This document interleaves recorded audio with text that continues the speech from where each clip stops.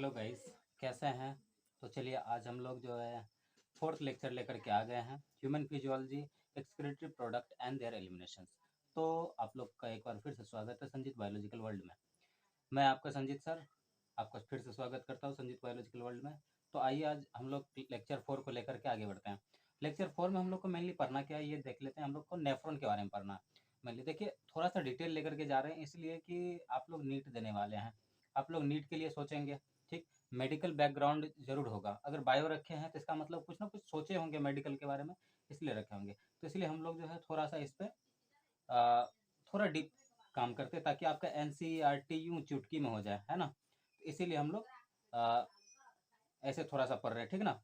और ये पढ़ने के बाद आपको जो है NCERT एकदम फिंगर टिप्स पे आ जाएगा और आप जो है जाके एक बार पढ़ लीजिएगा। और आप नहीं कहें तो हम क्या करेंगे कि हम NCERT भी पढ़ लेंगे, ठीक ना।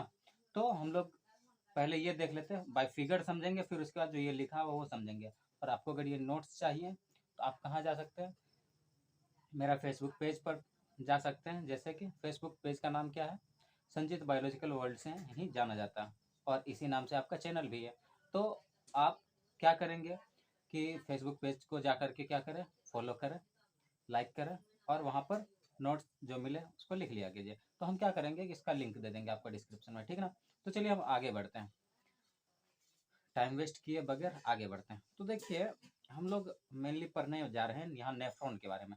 तो नेफ्रॉन सबसे पहले हम लोग को पता ये होना चाहिए कि नेफ्रॉन है क्या। तो यहाँ पर ये देखें नेफ्रॉन क्या है। तो नेफ्रॉन क्या है, तो नेफ्रॉन एक फंक्शनल यूनिट ऑफ किडनी है। यानी कि किडनी का जो है क्या है, फंक्शनल यूनिट है। यानी कि अगर किडनी में कोई भी चीज काम होता है, यानी कि फिल्टरेशन की अगर काम होता है, तो उसका यूनिट कौन है, नेफ्रॉन। यानी कि अगर फिल्टरेशन की काम होती है तो वो कहाँ पर होता है, नेफ्रॉन में होता है, ठीक है ना। तो अब नेफ्रॉन क्या है, एक देखें क्या कहता है, nephron is defined as the structural and functional unit of kidney. यानी कि नेफ्रॉन जो है structural and functional unit of kidney है। यानी कि एक स्ट्रक्चर भी देता है किडनी को और दूसरी बात फंक्शन भी करता है, यानी कि फिल्टरेशन का भी काम करता है। तो अब एक बात बताओ, किडनी मेनली क्या करता है, फिल्टरेशन का काम करता है। और दूसरी बात क्या, फिल्टरेशन के साथ साथ आपका क्या काम करता बताओ, कि फिल्टरेशन के साथ साथ आपका ऑस्मो रेगुलेशन भी करता, होम्योस्टैसिस भी करता है, ढेर सारा फंक्शन है ऐसे। फिर एसिड बेस बैलेंस भी करता। तो मैंने हर एक लेक्चर में यही बात कहा, ठीक। तो चलिए हम लोग आगे बढ़ते हैं। तो कहा क्या कहते हैं कि प्रत्येक किडनी में अगर नेफ्रॉन की नंबर देखा जाए तो कितना होता है, लगभग 1.3 मिलियंस नेफ्रॉन होते हैं। कितना बोले, प्रत्येक किडनी में अगर नेफ्रॉन्स की नंबर देखे तो कितना होता है, 1 से 1.3 मिलियन नेफ्रॉन होते हैं, ठीक ना। और देखिए क्या कहता है, और नेफ्रॉन जो है हर एक उम्र में सेम नहीं होता। अब देखिए बच्चे में जो होता है नेफ्रॉन नेफ्रॉन का नंबर ग्रो कर रहा होता, बढ़ रहा होता। और बड़े में क्या होता, after the age of 45 to 50 ये क्या होता है, नेफ्रॉन का नंबर घट रहा होता है। तो ठीक ना। तो यहाँ पर देखिए क्या कहा जा रहा है, the number of nephrons start decreasing after 45 to 50 years of age at the rate of 0.8% to 1% पर एवरी ईयर या पर ईयर। यानी कि इस गति से आपका क्या होता है, नेफ्रॉन घटने लगता है। इसीलिए देखते होंगे कि इस समय में उन लोग का किडनी कमजोर हो जाया करता है, ठीक ना। किडनी भी कमजोर हो जाता है, लिवर, हर एक चीज कमजोर होने लगता है, हर एक सेल कमजोर होने लगता है, ठीक। तो चलिए आगे बढ़ते हैं हम लोग। तो नेफ्रॉन के बारे में थोड़ा सा और दो बात जान ले। तो नेफ्रॉन का एक ब्लाइंड पार्ट होता है, ब्लाइंड एंड होता है, ठीक ना। तो ब्लाइंड एंड का मतलब ये हुआ कि जहां से मतलब कुछ मतलब क्या कहते हैं, जो खुले नहीं। जैसे कि ये देखिए अगर हम ऐसे ड्रॉ करें हैं ऐसे, ठीक है ना। तो अब देखिए ये एंड है, ये दो एंड है, ये देखिए। तो ये दो क्या है, एंड है, ये दो एंड है। लेकिन ये पार्ट को हम कहेंगे ब्लाइंड एंड, है ना।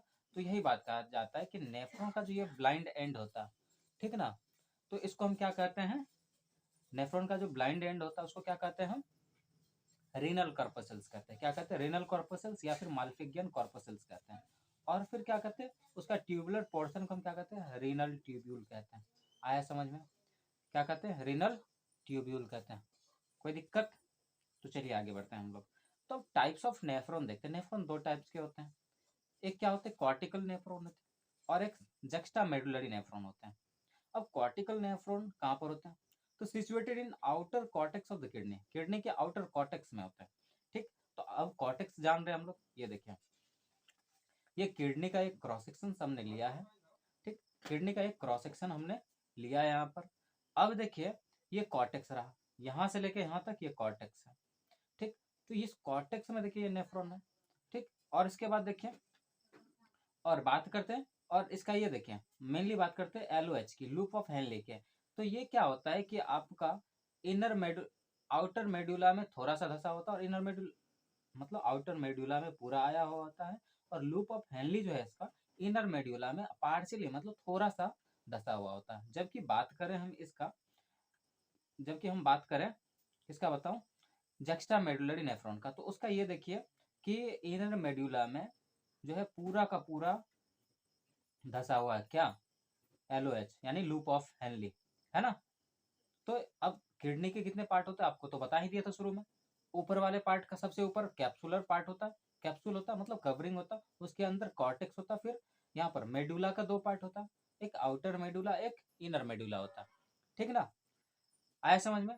अब देखिए ये आपको जो दिख रहा है ये पूरा का पूरा यहाँ तक ये क्या नेफ्रॉन है, क्या है ये नेफ्रॉन है, समझे। ये क्या है, नेफ्रॉन।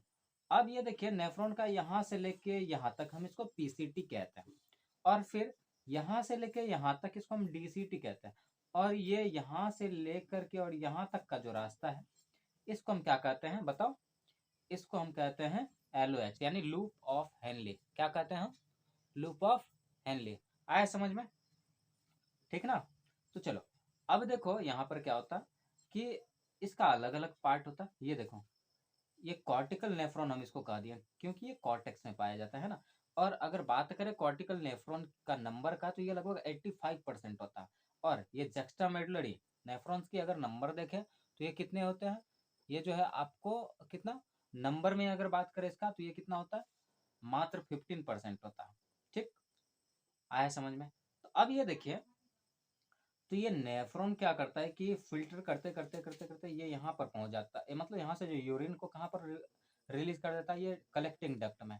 तो ये देखिए इसका एंड है, तो इसका मतलब ढेर सारा नेफ्रॉन इसमें आकर के जुड़ता होगा। यहाँ भी देखिए एंड है, इसका मतलब यहाँ भी कोई नेफ्रॉन जुड़ रहा होगा। तो इस कलेक्टिंग डक्ट में ढेर सारे नेफ्रॉन जुड़ते हैं, और क्या करते हैं उसमें अपना यूरिन जो मतलब कंसनट्रेट करके रखता है इसमें डाल देता है।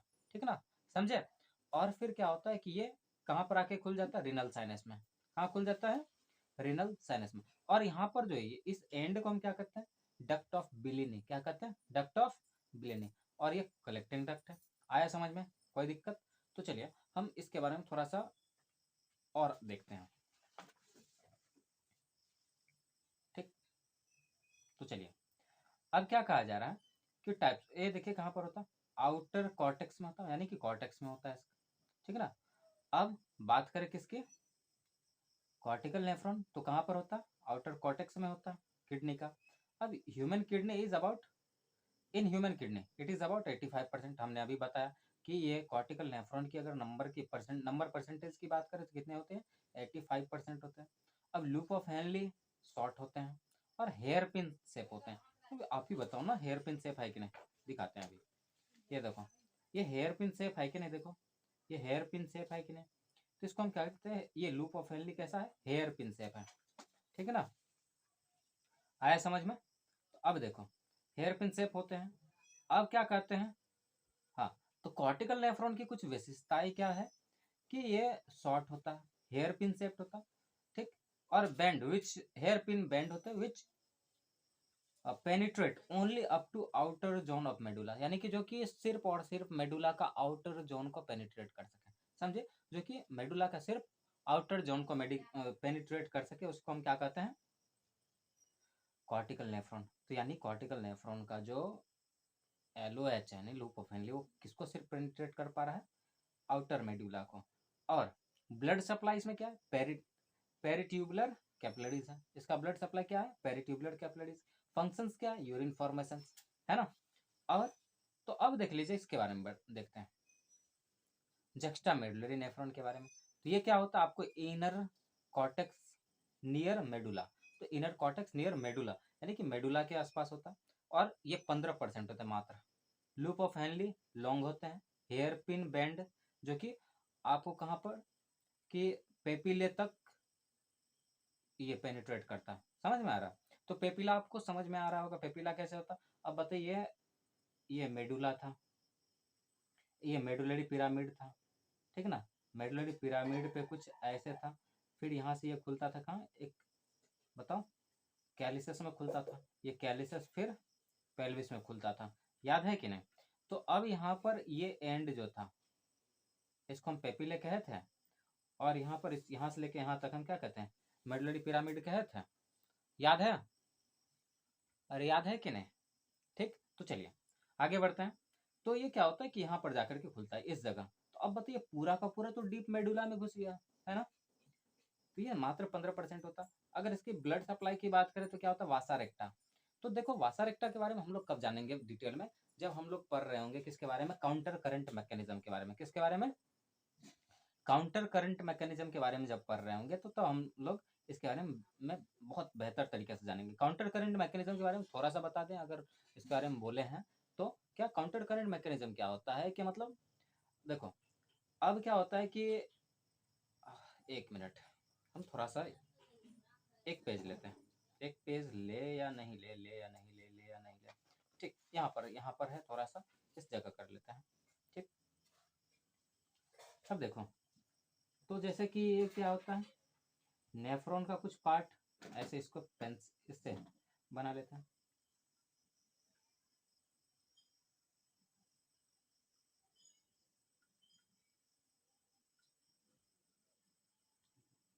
ठीक, ये नेफ्रॉन का पार्ट है।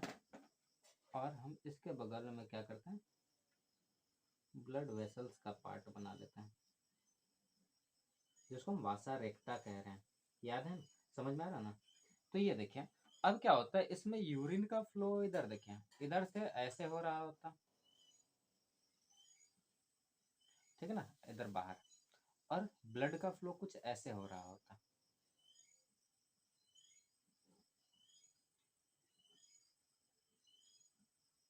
ठीक। तो अब देखिए, काउंटर हो रहा, उल्टा हो रहा है ना, इससे, है ना, काउंटर हो रहा, ठीक। और इसमें क्या होता है, इसके इसके वजह से क्या होता है कि यहाँ पर जो कमी होता है इसमें, इससे पूरा हो जाता है, और इसमें जो ज़्यादा होता है इसमें चले जाता है। समझ में आ रहा है? यानी कि ब्लड ने जो इंपॉर्टेंट चीज़ खोया वो इसको रीएब्जॉर्ब कर लेता है, ठीक ना? और ठीक, और फिर क्या होता है कि ब्लड में अगर कोई और वेस्ट प्रोडक्ट है तो उसको क्या करता है कि ये सिक्रेट करके दे देता है। समझे? तो चलिए आगे बढ़ते हैं हम लोग। चलिए, ठीक, तो देखिए, तो अब देखिए कि इसका मेनली फंक्शन क्या है,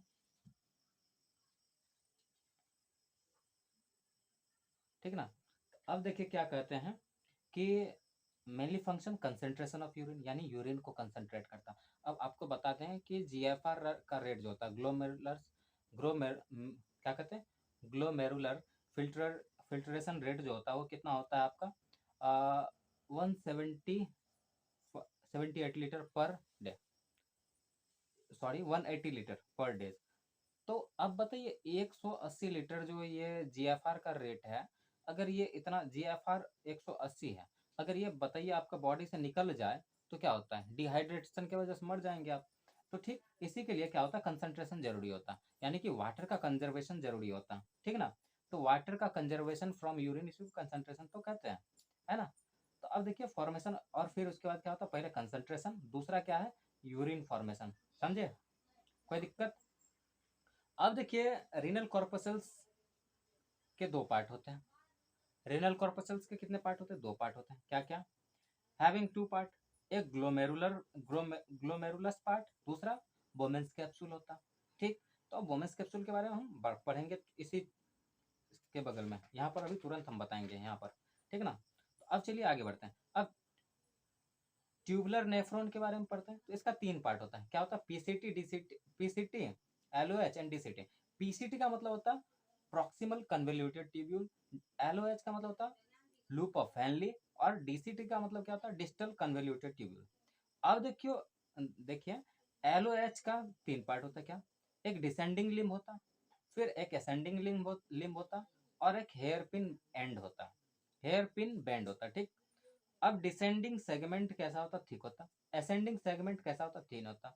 अब इसमें भी सेम है, असेंडिंग सेगमेंट, इसका असेंडिंग सेगमेंट थिन होता है और डिसेंडिंग थिक होता है। तो बात अगर मिला के देखें तो डिसेंडिंग थिक होता है, असेंडिंग थिन होता है। आया समझ में, कोई दिक्कत? तो ये देखना है हम लोग को, इधर दिखा देते हैं आपको। देखें क्या बात करना था, वोमेंस कैप्सूल के बारे में। तो देखिए ये पूरा का पूरा जो है, ये बता दें, ये पूरा का पूरा जो है यहाँ से, ठीक ना,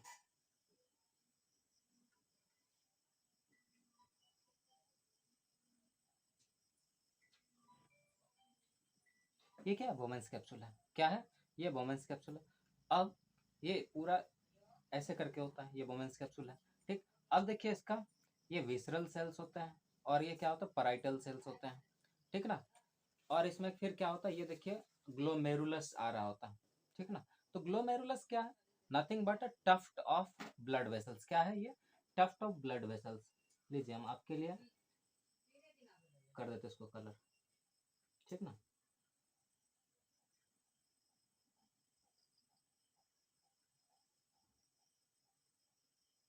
ठीक, तो ये क्या है, एक टफ्ट ऑफ ब्लड वेसल्स, ठीक।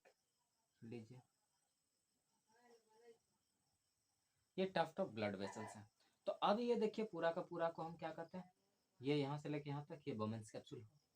अब इसमें देखिए, और ये ब्लड का जो ये जो आ रहा होता है ब्लड लेकर के नेफ्रॉन्स में, यानी वोमेंस कैप्सूल में जो ब्लड लेके आ रहा होता है इसको हम क्या कहते हैं, एफरेंट आर्ट्रियल्स कहते हैं। और जो लेके जा रहा होता है उसको क्या कहते हैं, इफरेंट आर्ट्रियल्स कहते हैं। देखिए जो लेकर के आ रहा है ब्लड वो कैसा होता है, जो लेकर के आ रहा है वो कैसा होता है, मोटा, मतलब थोड़ा थिक होता है, ऐसे होता है। उसका ल्यूमेन क्या होता है, थोड़ा बड़ा होता है। और जो ले जा रहा होता है उसका ल्यूमेन कैसा, पतला होता है, थीन होता है ना। ये ल्यूमेन हुआ, है ना। अब ये ल्यूमेन मोटा हुआ, देखिए इसका क्रॉस सेक्शन ज्यादा हुआ। अब इसका ल्यूमेन देखिए छोटा हो गया, है ना। तो क्या होता है कि जो लेके आ रहा होता है ब्लड उसका ल्यूमेन बड़ा होता है और जो लेके जा रहा होता है उसका ल्यूमेन छोटा होता है, ठीक। अब फिर नीचे जब आते हैं तो यहाँ पीसीटी, फिर अब यहाँ पर देखिए फिर पराइटल सेल्स, ये तो दिखा दिया, हम आपको बता दिए ये सब, ये जो पूरा इधर ये सब है इसको हम कहते हैं पराइटल सेल। और ये जो है इसको क्या कहते हैं हम, इसको कहते हैं विसरल सेल्स। आया समझ में, कोई दिक्कत? लीजिए यहाँ पर भी हम क्या करते हैं, ये बना देते हैं, ठीक। तो देखें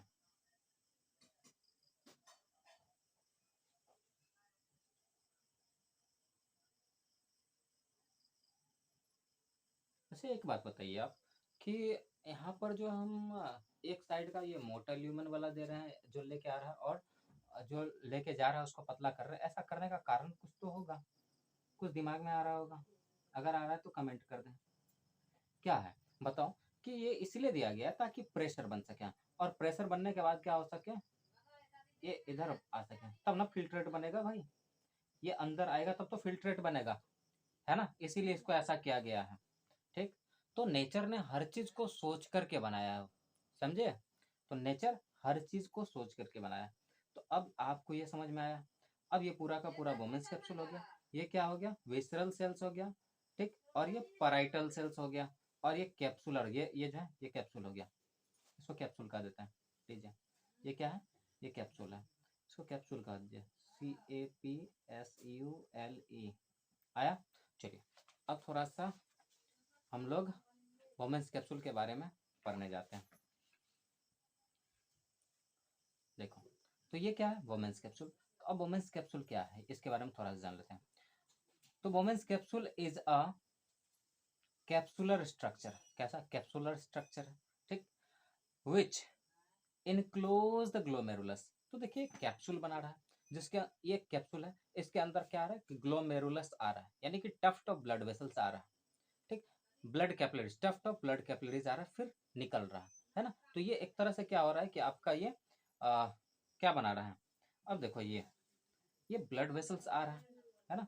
अब बताओ ये ब्लड वेसल्स जो आ रहा है ये, तो ये एक तरह से क्या बना रहा है यहाँ पर, तो एक तरह से यहाँ पर जो है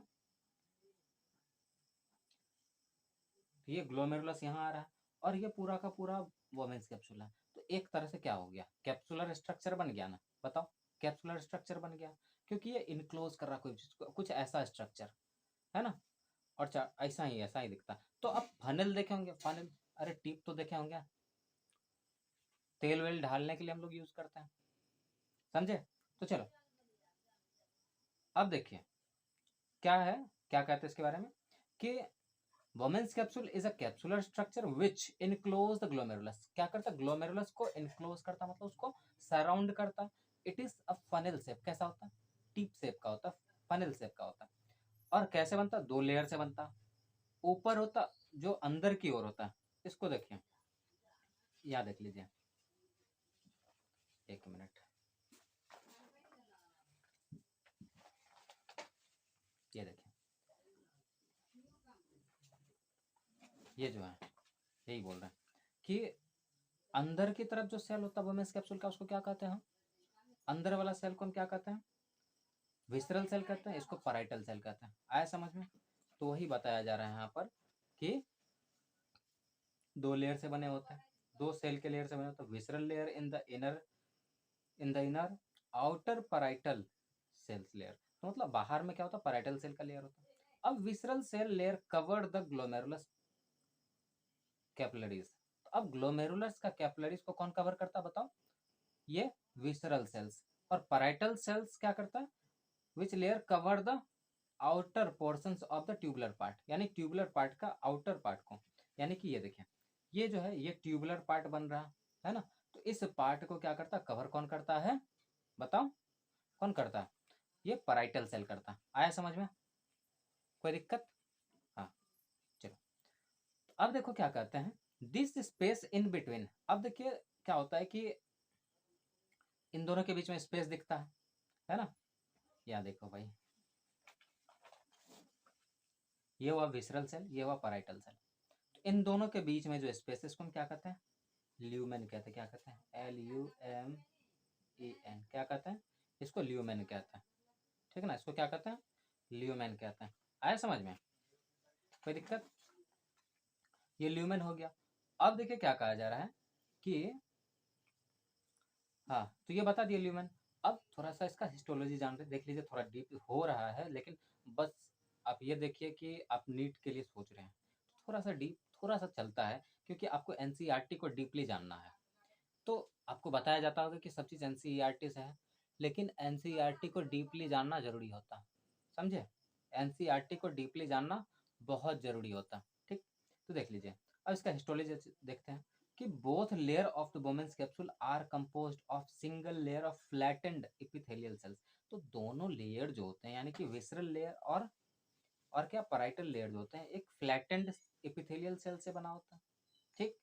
और फिर एक उसके ऊपर क्या होता है कि बेसमेंट होता है, क्या होता है, समझे, बेसमेंट लेयर होता है, समझे, जो कि विसरल लेयर के ऊपर होता है, समझे। तो ये देखिए ऐसा होता है, देख लीजिए हम ड्रॉ कर रहे हैं।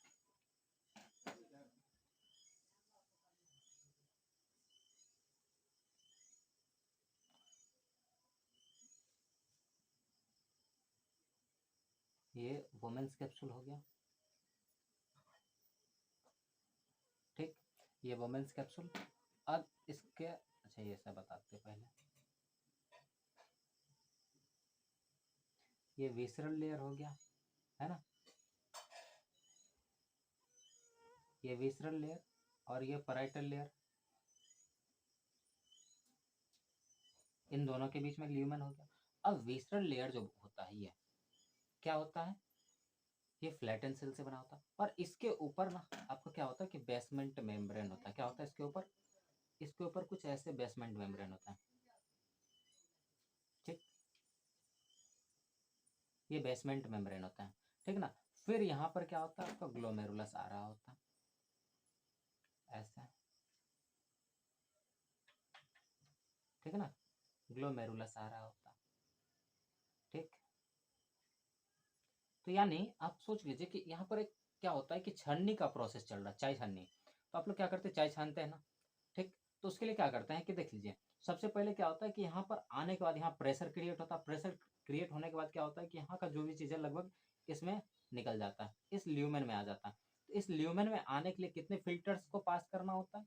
एक तो बेसमेंट मेम्ब्रेन, फिर विसरल सेल्स, है ना, समझे कि नहीं? तो यानी दो, और एक तो क्या होता है कि ये आपका जो है ब्लड कैपलरीज, मतलब ये ग्लोमेरुलस का जो ब्लड कैपलरीज है उसका इंडोथेलियल सेल को पार करना होता पहले, उसके बाद बेसमेंट मेम्ब्रेन, फिर विसरल सेल, यानी कि तीन बॉर्डर को क्रॉस करना होता, तीन मेम्ब्रेन को क्रॉस करने के बाद जो है फिल्ट्रेट कहाँ पर आता है? ल्यूमेन में आता है। और ये जो आता है हम इसी को कहते हैं GFR। क्या कहते हैं बताओ बच्चों? उसको कहते हैं GFR, यानी ग्लोमेरुलर फिल्ट्रेशन रेट, समझे? और जो जिसका वैल्यू क्या होता है? 180 लीटर पर डे, समझे? चलो तो आगे देखते हैं हम लोग, ठीक ठीक ना? ओके, तो अब देखिए क्या कहते हैं कि basement layer is resting upon the visceral layer. तो बेसमेंट मेम्ब्रेन क्या है? देखिए, अब ये विसरल लेयर है, इसके ऊपर बेसमेंट दिखा, फिर बेसमेंट के ऊपर क्या दिखा? ग्लोमेरुलर दिखा, मतलब ग्लोमेरुलस दिखा। अब देखिए, basement layer separate endothelium and epithelium of the visceral of Bowman's capsule. अब वोमेन्स कैप्सूल का जो एंडोथेलियम सेल्स है और एपिथेलियम सेल्स है उसको सेपरेट करता है क्या चीज से? क्या चीज से बताओ? विसरल, सॉरी, क्या कहते हैं कि बेसमेंट लेयर, हाँ बेसमेंट लेयर जो होता है एंडोथेलियम किसका? इसका ये जो है ग्लोमेरुलस का एंडोथेलियम, और फिर विसरल सेल्स का क्या चीज?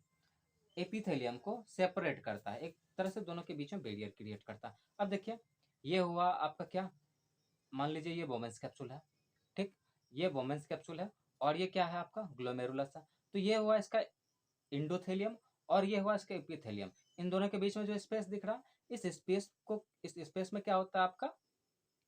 इस स्पेस में कुछ ऐसे करके बॉडीज होते हैं, ठीक, मान लीजिए हम पेन रख लेते हैं, ठीक ना? तो ये पेन आपका क्या हो गया? ये बेसमेंट मेम्ब्रेन हो गया। तो यानी आपका ये बेसमेंट मेम्ब्रेन जो है क्या करता है? दोनों को अलग करता है ना? तो चलिए आगे देखते हैं, ठीक। अब देखिए क्या कहते हैं, epithelial cell is incompletely connected with basement membrane. अब एपिथेलियल सेल जो होता है ये क्या होता है? इनकम्प्लीटली, मतलब पूरा पूरी कनेक्टेड नहीं होता बेसमेंट मेम्ब्रेन से, समझे? पूरा पूरी कनेक्टेड नहीं होता बेसमेंट मेम्ब्रेन से, ठीक, bye incompletely connected with the basement membrane by a cytoplasmic extensions called pedicles or a fit like structure। तो अब देखिए यहाँ पर हम दिखाते हैं जो ये बोलना चाह रहा हम दिखाना चाह रहे हैं आपको, ठीक। तो ये देखिए, ये पूरा का पूरा हम क्या बना लेते हैं,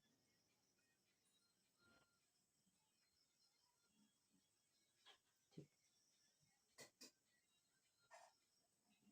ठीक। अब ये देखिए, ये हो गया। अब देख लीजिए, अब ये जो है आपका इसी चीज़ के बारे में हम बात करना चाह रहे हैं। तो यहाँ पर जो कह रहे हैं इसी चीज़ के बारे में बात करना चाह रहे हैं, यही है पोडोसाइट सेल या पेडिकल सेल्स, इसी को कहते हैं, ठीक ना? देख लीजिए ये इनकम्प्लीट है, बीच बीच में आपको पोर स्लिट दिखेगा, ठीक ना, स्लिट पोर दिखेगा, ठीक, जिससे क्या होता है कि आपका फिल्ट्रेट GFR पास होता है। क्या पास होता है? इससे GFR पास होता है, ठीक ना? ये देखें, ये सभी के सभी पोडोसाइट सेल्स हैं, ठीक। लीजिए इसको थोड़ा सा हम डिफरेंट करने के लिए हम इसमें कुछ तो कर सकते हैं आपके लिए। अरे आपके रहते हम क्या नहीं कर सकते हैं, सब चीज़ कर सकते हैं। लीजिए इसको हम कलर कर दे रहे हैं,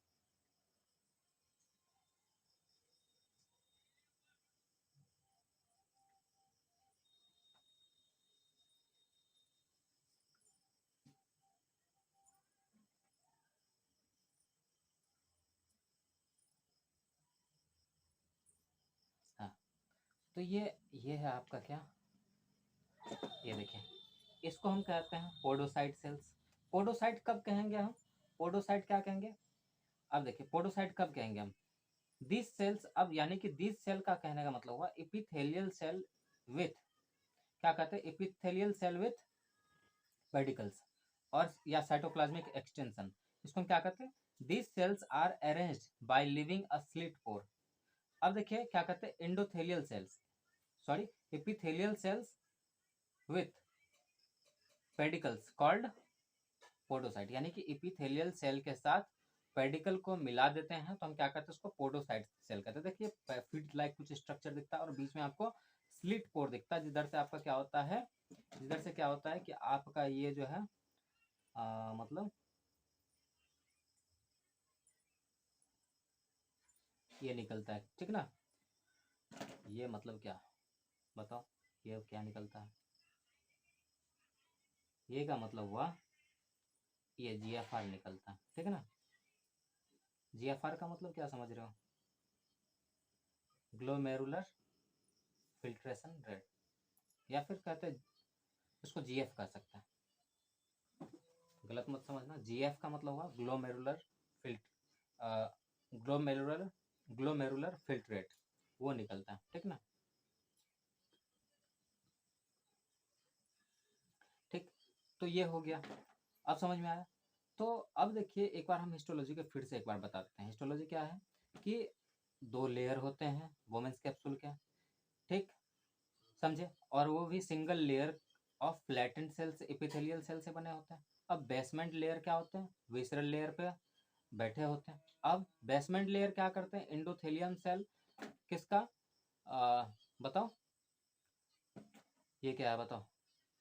तो ये क्या कहते हैं, बेसमेंट ले, सॉरी कहाँ पर पढ़ रहे थे, या, तो बेसमेंट, एक मिनट, हाँ, तो एंडोथेलियम सेल हुआ आपका ग्लोमेरुलस सेल का।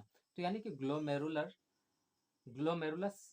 जो ये blood tuft of blood capillaries, इसको ना ग्लोमेरुलस कहते हैं। तो यानी ग्लोमेरुलस का क्या कहते हैं, एंडोथेलियम को और विसरल सेल्स का एपिथेलियम को, दोनों के बीच में कौन, दोनों को कौन सेपरेट कर रहा है, बताओ, एक सेकेंड रुक जाना। तो दोनों को सेपरेट कौन कर रहा है, तो दोनों को सेपरेट कर रहा है कौन, बेसमेंट मेम्ब्रेन। आया समझ में? यानी अगर फिल्ट्रेट को पास होना होगा तो सबसे पहले एंडोथेलियम सेल्स ऑफ ग्लोमेरुलस को पास करना होगा, फिर उसके बाद जो है अ, फिर बेसमेंट को, फिर बेसमेंट के बाद जो है विसरल सेल्स को क्रॉस करके तब इस ल्यूमेन में आना होगा। तो ये बात है। तो चलिए आज का लेक्चर अगर समझ में आया बहुत अच्छा से, तो क्या कहते हैं, कमेंट कीजिएगा, ठीक। और इसके बाद नेक्स्ट लेक्चर हम लोग यानी कि कल का दिन जो लेक्चर लेकर के आ रहे हैं वो है आपका यूरिन फॉर्मेशंस पे, ठीक ना। तो अगर अच्छा लगे तो अपने दोस्तों के साथ शेयर ज़रूर कीजिएगा, अगर समझ में आए तो कम्प्लीमेंट जरूर दीजिएगा। Thank you.